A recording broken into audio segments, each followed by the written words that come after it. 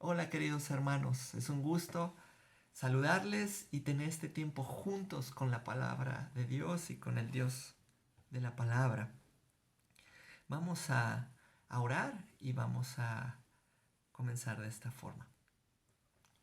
Señor, gracias te damos por este tiempo.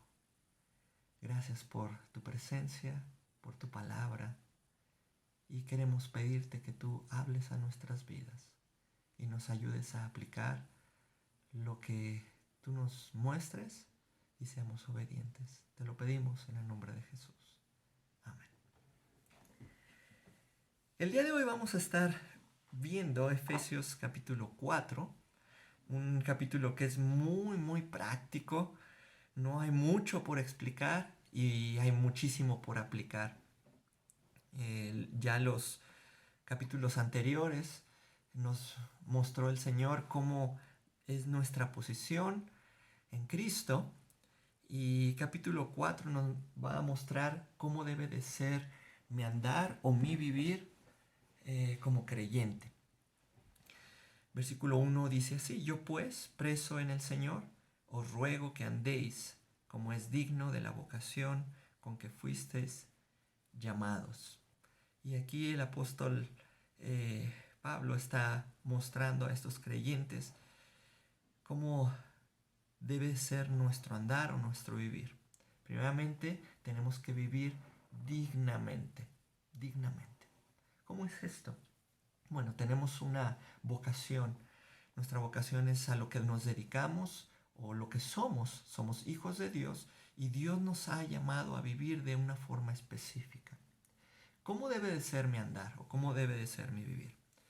Versículo 2 dice: con toda humildad y mansedumbre, soportándoos con paciencia los unos a los otros en amor.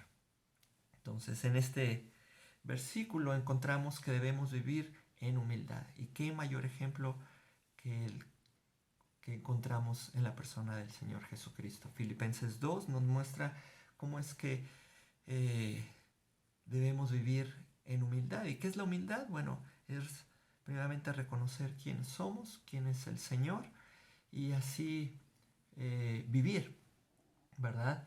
Reconociendo que sin el Señor pues realmente no somos nada, pero con el Señor somos, somos sus hijos, somos bendecidos por Él y solamente por Él. Tenemos que considerar a los demás, ¿verdad?, como superiores a nosotros mismos, y así es como se hace la humildad o vivimos en humildad. También este versículo muestra que debemos vivir en mansedumbre. Y una persona mansa es una persona controlada, una persona que puede tener un carácter muy fuerte, mas sin embargo es controlado por el Señor. ¿Qué ejemplo encontramos en la palabra de Dios? Bueno, Moisés fue el hombre más manso sobre la tierra y no tenía un carácter dócil, ¿verdad? Él realmente necesitaba ser controlado por la persona de Dios. Y así también nosotros debemos buscar la mansedumbre, pedirle a Dios: Dios, ayúdame a controlar mi carácter, controlar esas áreas de mi vida que quizá pues soy débil, y ayúdame a ser fuerte en esas áreas. Después encontramos otra frase que dice: soportándoos con paciencia los unos a los otros en amor. Y siempre va a haber personas que son muy diferentes en nuestra manera de pensar, en nuestra manera de actuar. Y como creyentes vamos a encontrar otros creyentes que son diferentes a nosotros, que no vamos a congeniar y va a ser difícil el trato con estas personas. No porque sean o estén mal, sino porque son diferentes. Y debemos de buscar esto que nos enseña el versículo 2, la paciencia. ¿Cómo es que encontramos y aplicamos la paciencia? Bueno, tenemos que buscar el amarles, el amarles como el Señor nos ha amado. Ya hemos visto que debemos vivir dignamente. Tenemos un llamado, tenemos una vocación, somos hijos de Dios y como tales tenemos que vivir en humildad, con mansedumbre, soportándonos con paciencia, mostrando ese amor que Dios nos ha dado hacia con los demás. También en el versículo 3 nos muestra que tenemos que estar solícitos, tenemos que estar prestos en guardar y buscar la unidad del Espíritu, como lo dice el versículo 3. Y constantemente en estos pasajes que vamos a estar leyendo, vamos a encontrar que debemos buscar la unidad. Por eso es que, como segundo punto, debemos de vivir en unidad. Es lo que debemos hacer. Versículo 4 nos dice, un cuerpo, un espíritu, como fuisteis también llamados en una misma esperanza de vuestra vocación. Entonces, ¿qué es lo que tenemos que buscar, a lo cual tenemos que estar solícitos en guardar? La unidad con la paz que Él nos ha dado. Ya hemos sido reconciliados por medio del sacrificio de Cristo y porque hemos creído en Él. Y al estar leyendo estos pasajes, encontramos una serie de cosas que nos unen. La paz del Señor, un mismo cuerpo, tenemos un mismo espíritu, tenemos una misma esperanza, tenemos un mismo Señor, tenemos una misma fe, tenemos un mismo bautizo.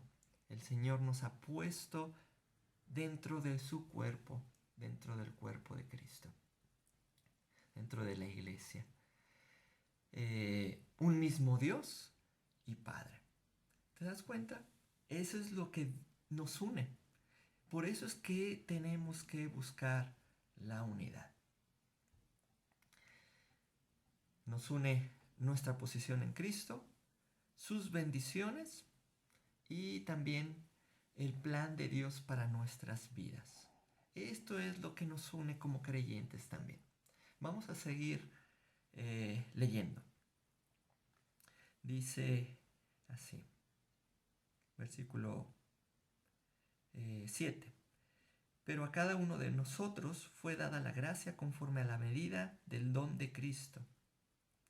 Por lo cual dice, subiendo a lo alto, llevó cautiva la cautividad y dio dones a los hombres. Y eso de que subió, ¿qué es? Sino que también había descendido primero a las partes más bajas de la tierra. Y aquí podemos ver el sacrificio de Cristo, cómo es que murió, pero Él también fue a las partes más bajas para mostrar quién es Él. Y obviamente Él venció la muerte, resucitó, y en el versículo 10 sigue hablando del plan para aquellas personas que hemos creído. El que descendió es el mismo que también subió por encima de todos los cielos para llenarlo todo. Y Él mismo constituyó a unos apóstoles, a otros profetas y a otros evangelistas, a otros pastores y maestros, a fin de perfeccionar a los santos para la obra del ministerio, para la edificación del cuerpo de Cristo. ¿Cuál es el plan de Dios para nosotros como creyentes? Primeramente, lo que Dios me ha mostrado es que Dios quiere obrar en nosotros. Dios tiene un plan perfecto para nosotros. Versículo 7 nos muestra cómo es que Él nos ha dado con su gracia y con su plan, pues ciertos dones que nos van a ayudar o ciertas capacidades, habilidades también para el servicio hacia con los demás creyentes. Todo esto, bueno, es para honrar al Señor, pero Dios tiene un plan perfecto, un plan específico para mi vida, para tu vida. Dios quiere obrar en nosotros y Dios quiere que le sirvamos. Dios quiere que sirvamos a otros. Esto lo podemos encontrar en el versículo 12. A fin de perfeccionar a los santos para la obra del ministerio. Dios quiere que le sirvamos. ¿Para qué? Para edificarnos los unos a los otros. Y cuando hablamos de edificación, bueno, tengo que estar dispuesto a servir. Tengo que estar dispuesto a servir a mi hermano con las capacidades, con los dones que Él ya me ha dado, Dios me ha dado. Ahora también tengo que estar dispuesto a aprender de mi hermano, porque así es que funcionan las cosas. No es que yo sé todas las cosas o yo estoy capacitado para hacer todas las cosas. No es así. Yo tengo muchas falencias, tengo muchas debilidades, tengo muchas cosas por aprender.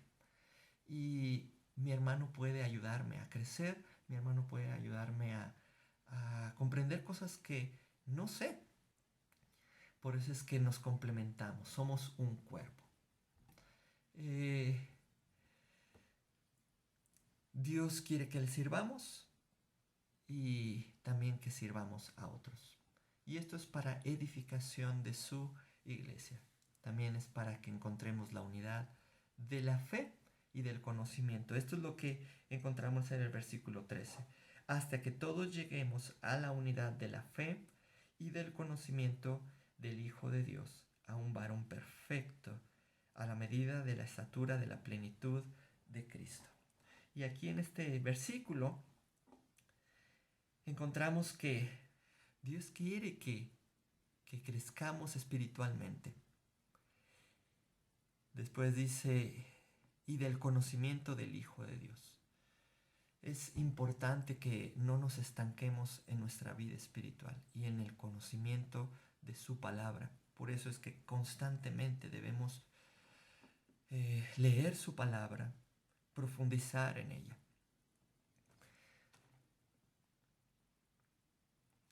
Dice que necesitamos crecer hasta llegar a un varón perfecto o completo, hasta llegar a la medida de la estatura de la plenitud de Cristo. Y este debe de ser nuestro anhelo, ser como Cristo, ser y tener el carácter que Cristo tiene.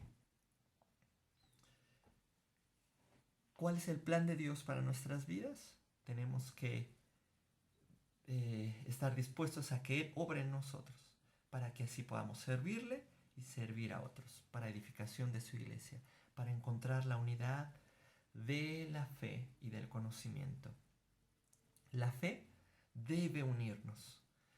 La fe nos va a motivar a conocer a Cristo y esto nos hará crecer espiritualmente. ¿Cuál es el plan de Dios? Que seamos completos, enteros, maduros. Y para esto necesitamos de otros hermanos. No podemos hacer todo. No podemos solos hacer el ministerio. El versículo 14 y 15 nos dice así: para que ya no seamos niños fluctuantes, llevados por doquiera de todo viento de doctrina, por estratagema de hombres que para engañar emplean con astucia las artimañas del error, sino que siguiendo la verdad en amor, crezcamos en todo en aquel que es la cabeza, esto es, Cristo. ¿Qué es lo que debemos buscar? Tenemos que buscar el crecer espiritualmente con su palabra para ser y estar firmes en nuestra fe, para que cuando lleguen otras falsas enseñanzas podamos continuar firmes en lo que creemos. Es lo que debemos hacer y ese es el plan de Dios, es lo que Dios quiere, que nos mantengamos firmes en lo que hemos creído, en su palabra. Muy bien, hemos visto entonces que debemos vivir dignamente. Hemos visto que debemos vivir en unidad como creyentes y con los creyentes. Tenemos una misma posición en Cristo, tenemos las mismas bendiciones, tenemos un plan perfecto para nosotros como creyentes. El tercer punto que vamos a estar viendo, ¿cómo es que debemos vivir? Debemos vivir en obediencia. Y los siguientes versículos nos van a mostrar qué es lo que no debemos hacer y qué es lo que debemos hacer como creyentes. ¿Qué es lo que nos toca a nosotros? Obedecer al Señor. Versículo 17 dice así: esto pues digo y requiero en el Señor, que ya no andéis como los otros gentiles que andan en la vanidad de su mente. Y es claro, son pasajes, como les había comentado, muy prácticos, muy directos, y que no hay mucho por enseñar, sino hay mucho por aplicar. ¿Qué es lo que no debemos hacer? No debemos vivir o andar como antes vivíamos, o como las personas que no tienen a Cristo viven. Dice que andan en la vanidad de su mente, teniendo el entendimiento entenebrecido, ajenos de la vida de Dios por la ignorancia que en ellos hay, por la dureza de su corazón. Y si pensamos cómo es que era nuestra vida antes de creer en Cristo, pues podemos claramente ser reflejados en lo que acabamos de leer. Después el versículo 19 dice: los cuales después que perdieron toda sensibilidad, se entregaron a la lascivia, al pecado, para cometer con avidez toda clase de impureza. Y así éramos nosotros. Dios nos dice: ya no anden así. Dejen de vivir de la manera que antes vivían. Ya tienen una nueva vida en Cristo. Esto es lo que nos muestra 2 Corintios 5:17. De modo que si alguno está en Cristo, nueva criatura es. Las cosas viejas pasaron. He aquí, todas son hechas nuevas. ¿Qué es lo que no tengo que hacer o qué es lo que debo abandonar? Tenemos que romper nuestra relación con el pecado. Eso es lo que debemos hacer. Romper con mi relación con el pecado. Vamos a seguir leyendo. Versículo 20. Mas vosotros no habéis aprendido así a Cristo.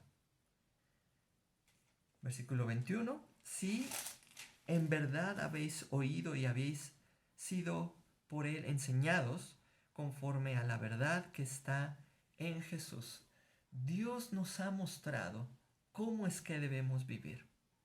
Ahora vamos a estar viendo los siguientes versículos de una forma visual a través de un ejemplo.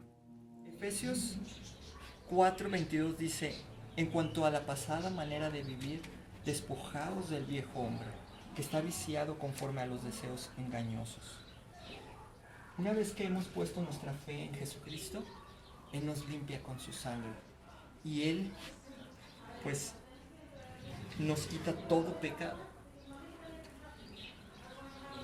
Dice la palabra de Dios que de modo que si alguno está en Cristo, nueva criatura es. Las cosas viejas pasaron.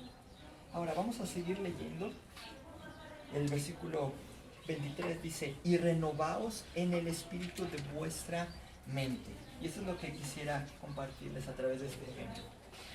Aquí tenemos un vaso que representa nuestra vida. Y cuando nosotros nacemos, pues nacemos con la naturaleza pecaminosa. Es por eso que al nacer ya estamos sucios por el pecado. ¿Y qué es lo que hace Jesucristo? Al momento que nosotros creemos en Él, en su sacrificio, Él nos limpia de todo nuestro pecado. ¿Cómo lo hizo? A través de su sacrificio, a través de su sangre. Por eso es que la palabra de Dios dice que la sangre de Cristo nos limpia de todo nuestro pecado.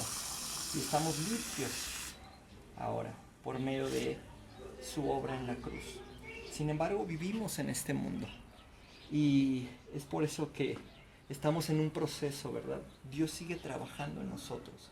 Y quizá en algún momento podemos llegar a pecar. Y nos ensuciamos. Sin embargo, la sangre de Cristo sigue siendo lo que nos va a limpiar, porque Él ya pagó de nuestro pecado. Ahora, ¿qué es lo que está diciendo en este versículo? El renovarse día a día. Bueno, Tenemos que poner de su palabra para que constantemente nuestra mente se vaya purificando de lo que antes teníamos como hábito, hasta que podamos llegar a vivir de una forma plena, una forma que agrade al Señor. Por eso es que necesitamos de su palabra.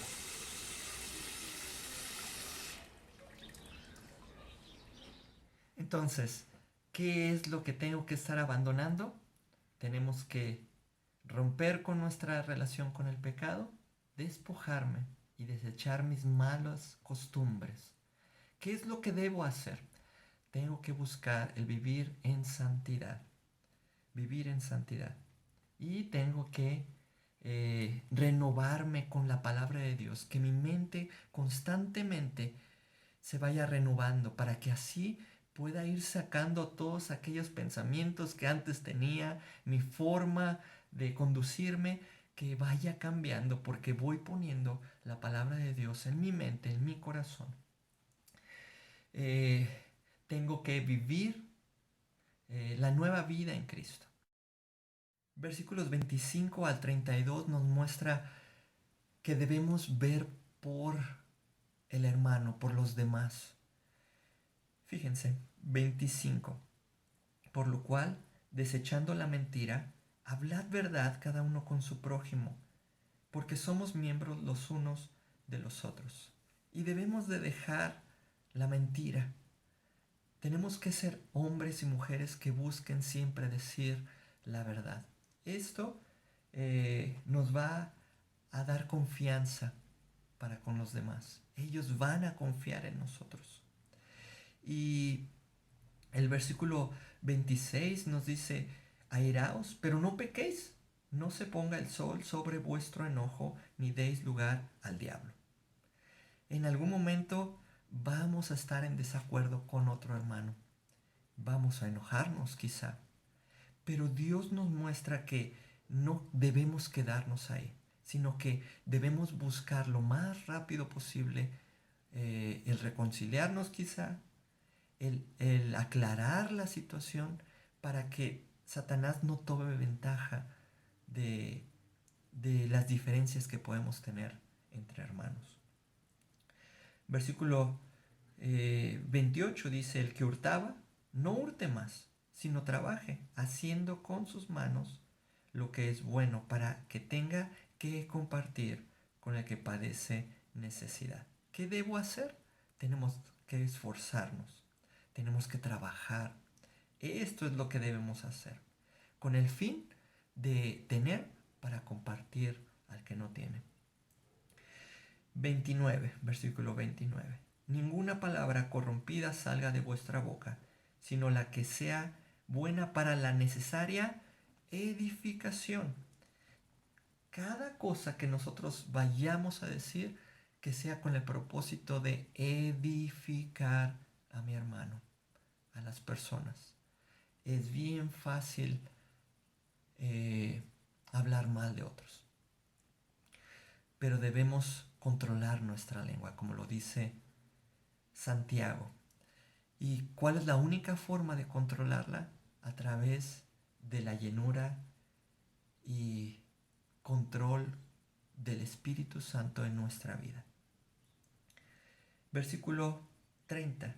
Y no contristéis al Espíritu Santo de Dios, con el cual fuisteis sellados para el día de la redención. Debemos buscar la santidad, ¿verdad?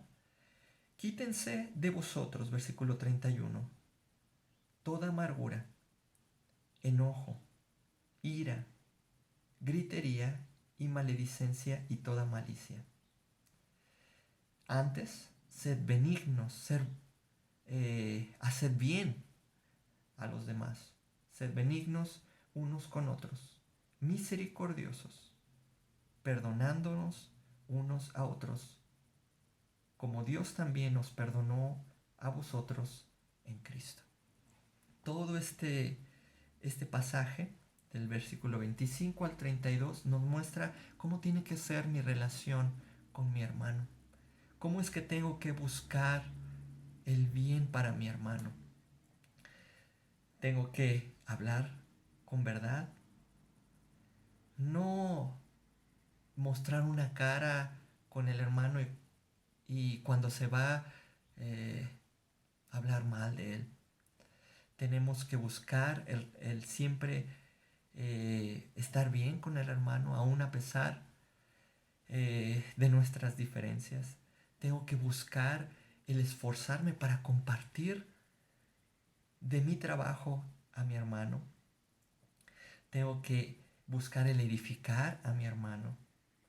Tengo que dejar de lado cualquier amargura o enojo que ha provocado alguna actitud de otro hermano, sino que tengo que buscar siempre la unidad para con mi hermano y hacerle bien a mi hermano, perdonándoles, porque el Señor ya me ha perdonado también. Y termina diciendo, como Dios también os perdonó a vosotros en Cristo. Cristo nos ha perdonado. ¿Cómo es que nosotros no podemos y no queremos perdonar? ¿Cómo debe de ser mi andar? ¿Mi vivir como creyente? Tenemos que vivir dignamente. Somos hijos de Dios. Tenemos que vivir en unidad. Somos un cuerpo y tenemos que buscar por sobre todas las cosas, a pesar de nuestras diferencias, tenemos que buscar la unidad. Hay muchas cosas que nos unen y tenemos que recordarlas y tenemos que vivir en su plan, en el plan de Dios. Tenemos que vivir en obediencia, ser obedientes a Él. Hay ocasiones que la palabra de Dios es tan clara como lo hemos leído, que no necesitamos agregar más. Y Dios nos dice, no hurtes, bueno, pues no hurtemos. No digas mentiras, pues no digo mentiras. Tienes que desechar todo tipo de pecado, pues lo debemos hacer. Tenemos que vivir en santidad, pues tengo que vivir en santidad. Vamos a orar, hermanos, y vamos a pedirle al Señor que nos ayude, ¿verdad?, a vivir dignamente, que nos ayude a vivir en unidad y en obediencia. Señor, gracias te damos por este tiempo y queremos pedirte que tú nos ayudes en nuestra vida diaria, que te busquemos constantemente para que seamos enseñados por ti y que podamos vivir como a ti te agrada, Señor. Gracias por los hermanos que tú has puesto a nuestro alrededor. Y queremos pedirte que vivamos en unidad y que seamos obedientes, hijos tuyos. Te lo pedimos, Señor, en el nombre de Jesús.